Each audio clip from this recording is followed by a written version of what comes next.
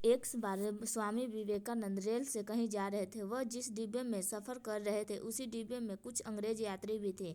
उन अंग्रेजों को साधुओं से बहुत चिढ़ थी। वे साधुओं को भर पेट निंदा कर रहे थे, साथ वाले साधु यात्री को भी गाली दे रहे थे। उनकी सोच थी कि चूंकि साधु अंग्रेजी नहीं जानते, इसलिए उन अंग्रेजों की बात को नहीं समझ रहे थे। इसलिए उन अंग्रेजों ने आपसी बातचीत में साधुओं को कई बार भला बुरा कहा। हालांकि उन दिनों की हकीकत भी थी कि अंग्रेजी जानने वाले साधु होते भी नहीं थे। रास्ते में एक बड़ा स्टेशन आया। उस स्टेशन पर विवेकानंद के स्वागत में हजारों लोग उपस्थित थे, जिनमें विद्वान एवं अधिकारी भी थे। यहाँ उपस्थित लोगों को संबोधित करने के लिए अंग्रेज भी पूछे गए।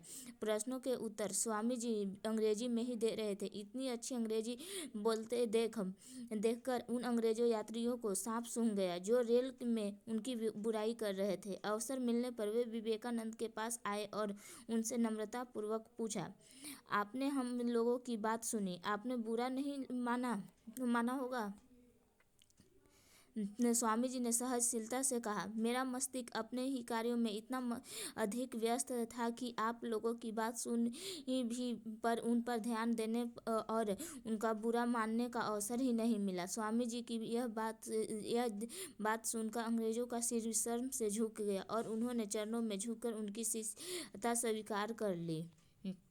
इस कहानी से हमें यह सीख मिलती है कि हमें सदैव अपने लक्ष्य को फोकस करना चाहिए।